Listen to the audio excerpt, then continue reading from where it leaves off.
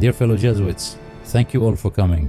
While there are other grave matters on the world's scene to deal with right now, I did want to schedule a short meeting with you to get an update about the Seventh-day Adventist situation. Yes, Holy Father. For those here, we want to quickly remind them of the history of the Freemasons and Catholics. Freemasonry has been a modern antichrist whose roots go back to the father of lies. It has targeted Christ's bride since its inception in 1738. The Catholic Church has formally prohibited any Catholic from membership in this evil society since Freemasonry's beginning. 11 popes have excommunicated Catholics from even publicly supporting the Masonic organization. The Freemasonry Lodge has only been formed as an organization for 300 years, and yet it has attempted to destroy Catholicism. It has done much damage, but God will protect His Holy Church. Popes, but especially Pope Leo XIII, have warned that the ultimate and principal aim of Masonry was to destroy Catholicism by destroying all religious and civil order. They bring oppression and atheism wherever they take root.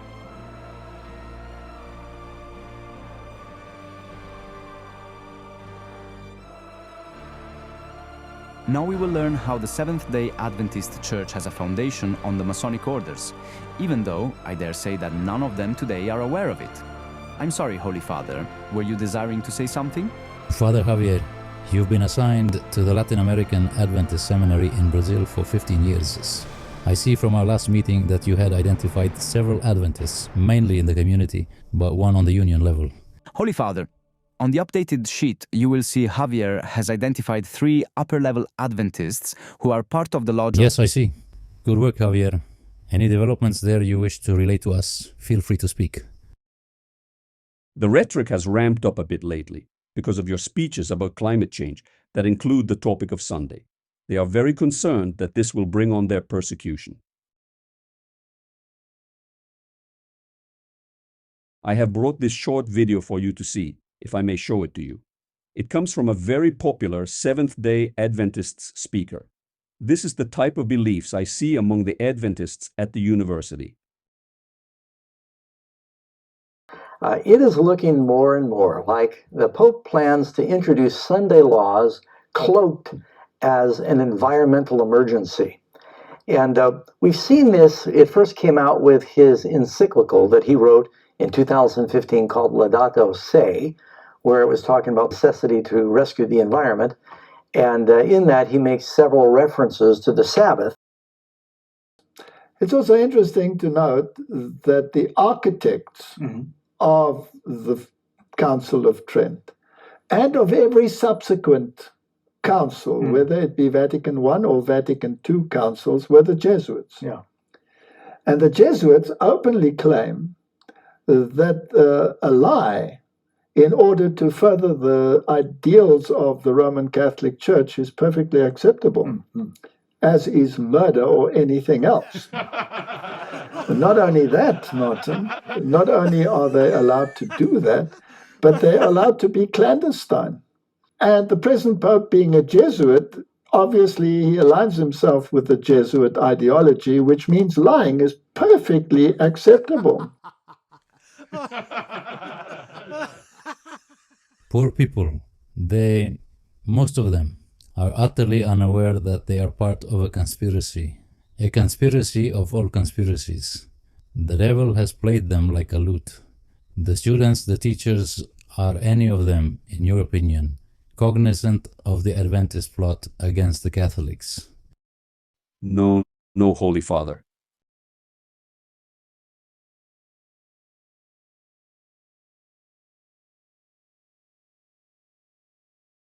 Let's all look at the notes from the book Sabbath and Sectarianism in 17th century England, authored by David Katz. This book, written by a distinguished scholar, Dr. David S. Katz, who received his B.A. at Columbia and his Ph.D. from Oxford. He is also the former director of the Department of History at Tel Aviv University in Israel.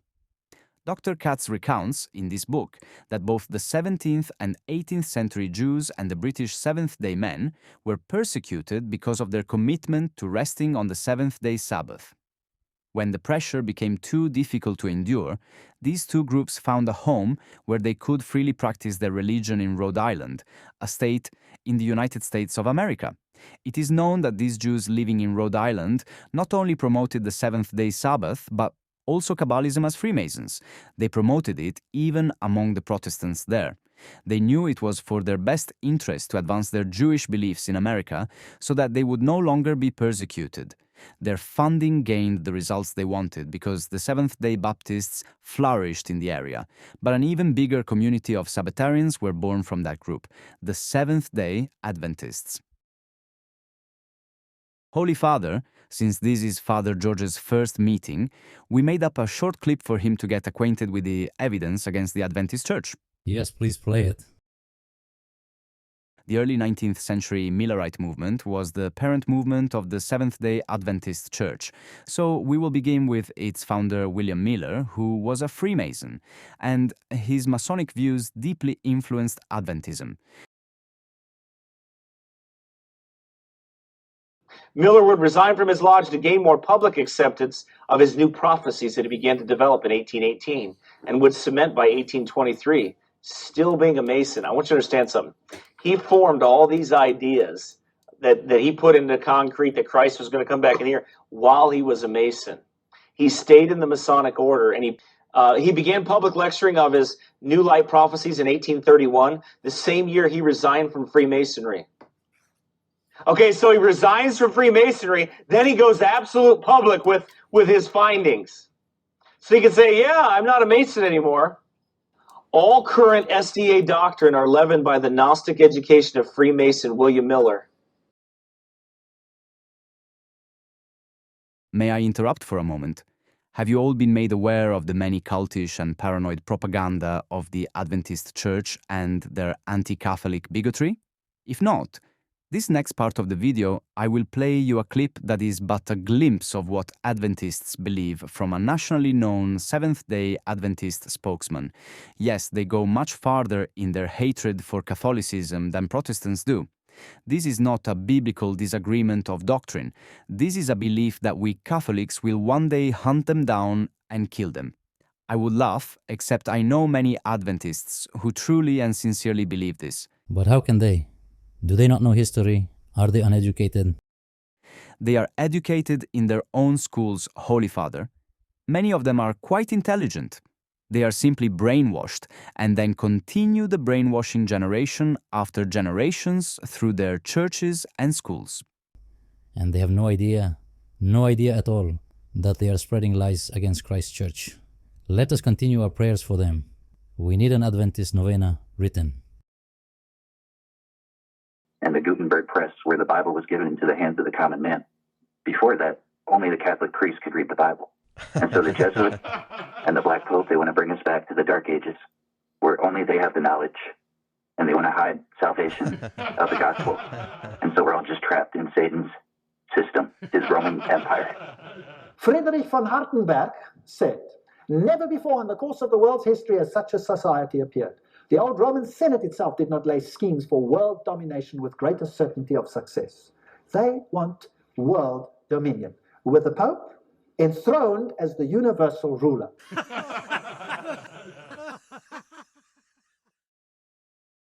You all know Ellen White, Adventist prophetess, but here is a story not known by many Adventists. It certainly shows a potential connection to Freemasonry. The story is about a SDA leader was named Falkhead, a very prominent Grand Mason in Australia. Again, Mr. Falkland started, and the blood left his face. A second time, she had made a secret sign, one known only to the highest order of Masons. So highest order, okay? It was a sign that no woman could know, for it was held in the strictest secrecy. The place of meeting was guarded both inside and out. I believe she showed him the sign. See, that's what made him follow her. He was still in charge of lodges. He was still a Grand Master Mason. Ellen White knew the secret signs of the highest level of Freemasonry. While we know there are numerous quotes from Ellen White that denounce Freemasonry, we know this is often what Masons will do in order to confuse their, shall we say, as a predator to his prey. Grand Mason Falkhead and Ellen White knew the secret signs of the highest level of Freemasonry. Ellen had Masonic symbolism throughout her writings. We will look at two: the all-seeing eye and the great architect. As you can see, we have put together clips from former Adventists and those who have studied Adventism. His Osiris power was symbolized by an eye over the scepter. The sun was termed by the Greeks the eye of Jupiter and the eye of the world. And his, the sun glyph, is the all-seeing eye. She says this again, the most secret things lie open to his all-seeing eye. She says this again, his all-seeing eye was upon them. Now, where would she learn that? Because when you read scripture, you don't see that terminology anywhere. Where did she get that philosophy from, or that concept from? She got it from Freemasonry. That's where she got it from. She got it from the occult. Where did she see that where did great architect come from? Ellen G. White says this, the great architect has formed and fashioned the scenes of nature, that they may have an important bearing upon man's intellectual and moral character. These are to be God's school to educate. Day by day, the human structure performs its work under the great master architect, who superintends every function of the body, seeking to make it into a glorious temple for himself. She's talking about the Antichrist. That's the great architect that's going to finish the building. You see how deceptive Satan is? Do you understand how absolutely deceptive he is? The Bible never calls God the great architect. Masons do. This Freemasonry she and her husband were involved in was not simply a club for her. It included aspects of occultism. As I began to ascend the steps, he cautioned me to keep my eyes fixed upward, lest I should grow dizzy and fall. Finally, we reached the last step, and I stood before a door. Here my guide directed me to leave all the things that I had brought with me. I cheerfully laid them down. He then opened the door and bade me enter. In a moment, I stood before Jesus, and I seemed to reach the safety and peace of heaven. At length, my strength returned, and I arose. The loving eyes of Jesus were still upon me, and his smile filled my soul with gladness. My guide now opened the door, and we both passed out. He bade me to take up again all the things I had left without. This done, he handed me a green cord coiled up closely. That her guide opened the door, and she passed through the door. She was going down some stairs, but before she went down the stairs, her guide handed her a green cord. And he directed me to place next to my heart, and when I wished to see Jesus, take it from my bosom and stretch it to the utmost. He cautioned me not to let it remain coiled for any length of time. And I'm going to show you this. This is occultic, what she's saying here. And I'm going to show you this. Lest it should become knotted and difficult to straighten. I placed the cord near my heart and joyfully descended the narrow stairs, praising the Lord and telling all whom I met where they could find Jesus. She felt peace. She felt that she was in heaven. Well, we looked at earlier in the definitions, that's a traveling clairvoyant, where you go ahead, you travel to the astral plane and you go ahead and see people. So that's called astral projection. What does the coiled green cord represent? And why was Ellen given this cord? She was to take it from her bosom and stretch it to the uttermost. Then she would see Jesus. Now read the following passages and you'll understand what the green cord is and what it will do. In Kundalini, which means the coiled one, okay, is the invisible holy energy that yogas believe resides at the base of our spines, coiled just like a snake in the equally invisible energy center, the chakra. It was nothing but a demon who introduced her to another demon who impersonated God. So it was a message from the spirit world. It was a revelation from a spirit world. It was teachings from a spirit world. It was communications with demons. They were lying spirits who deceived her. In the scripture. We're going to look on page 171. This is so significant. Remember, she was told this cord, store it next to her bosom. Don't leave it there too long so it doesn't become knotted. What is the significance of knots and cords in witchcraft cord magic? Read with me here. We can tie a knot to make something happen. We can also tie a knot to prevent something from happening.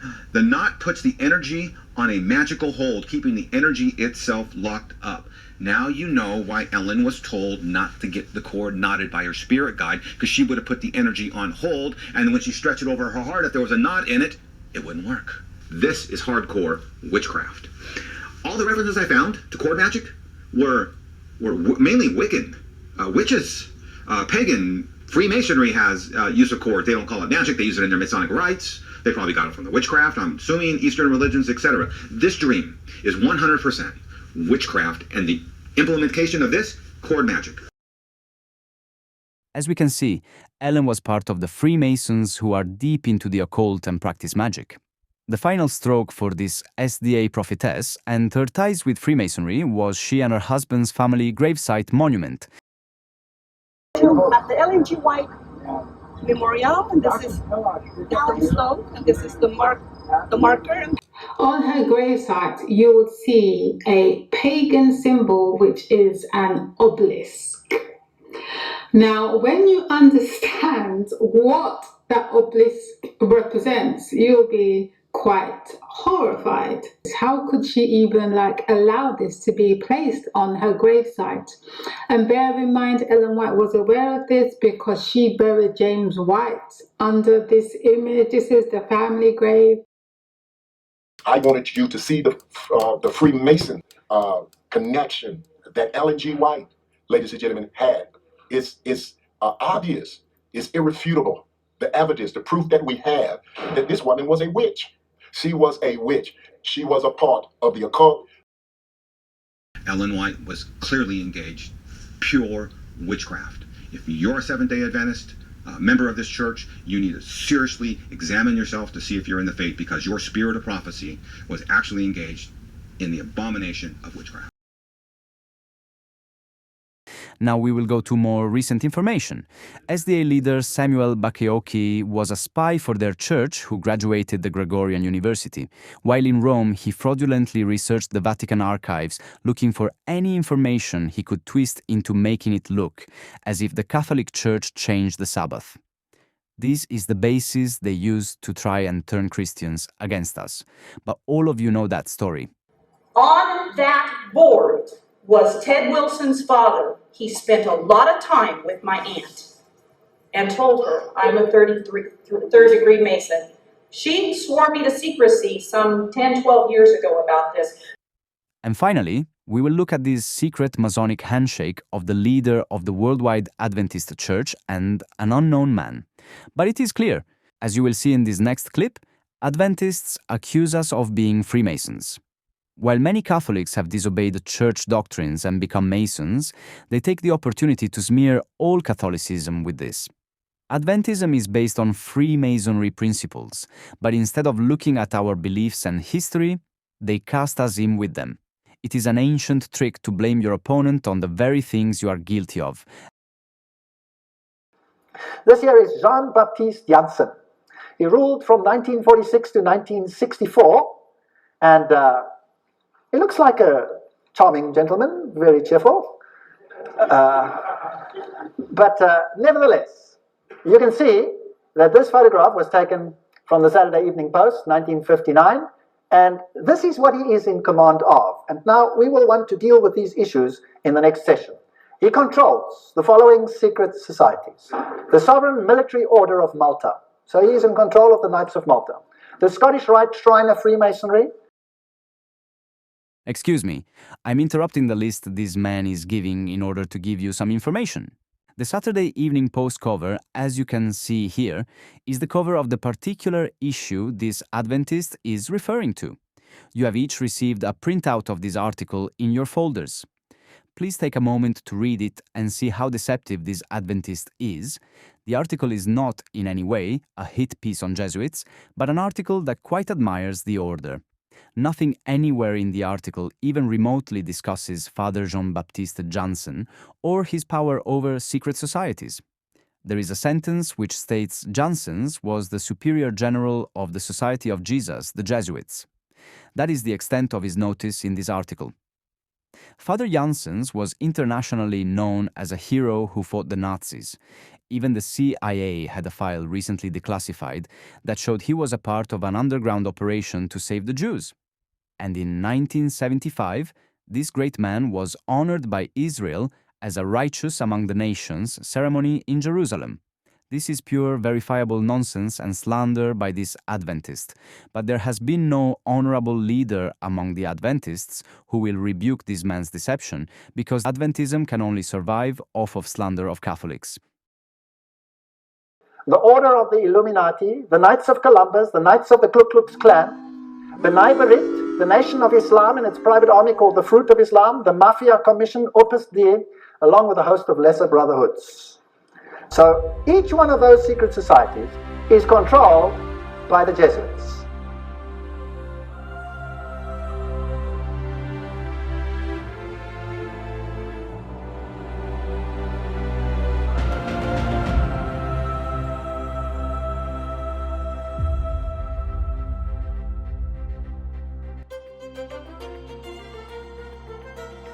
As you all can see, the Adventists have long been after us, to slander us to a new generation of Americans.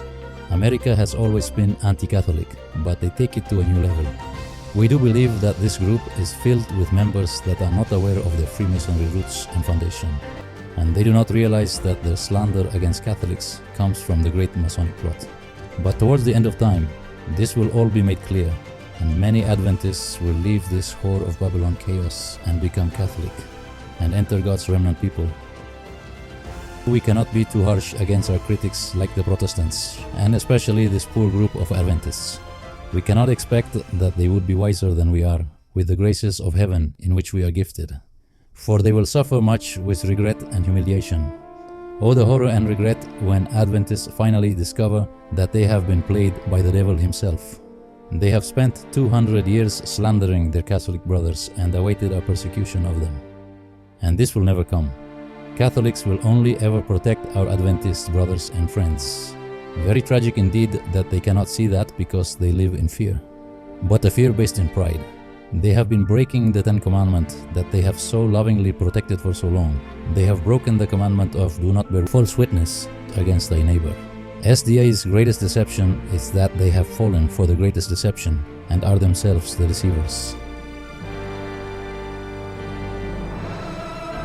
Let us seek to forgive and cheerfully invite them into the kingdom.